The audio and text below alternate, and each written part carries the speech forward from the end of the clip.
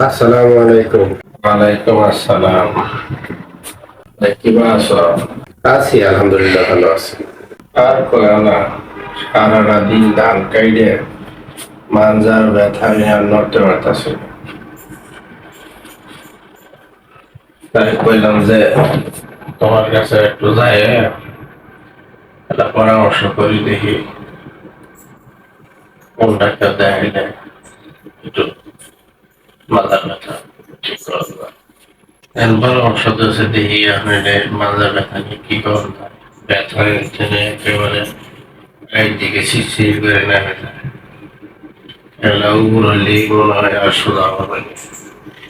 একবারে মাজারে এমন ভাবে ধরে, পরে জীবনটা বাড়াই গেল না।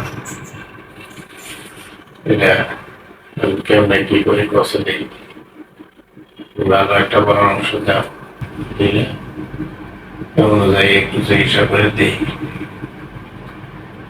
এলাকার মধ্যে মোটামুটি তুমি তো একটু জানাস না, এই জন্যই তোমার বাইরে একটু এলাম, দেখি একটু পরামর্শ দেও। ও আচ্ছা, এই সমস্যা। এইটা কোনো সমস্যা না, আপনি কোনো চিন্তাই করবেন না। আপনি কারো কথা না শুনে আজে বাজে কোনো ওষুধপত্র না খেয়ে আপনি সোজা চলে যান 5 রাস্তা জামালপুর।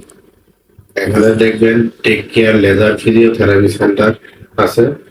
আপনি ওখানে গিয়ে, ওখানে অনেক অভিজ্ঞ ফিজিওথেরাপি ডাক্তার আছে, ওনার সাথে পরামর্শ করেন, ফিজিওথেরাপি চিকিৎসা নেন, ইনশাল্লাহ ঠিক হয়ে যাবে।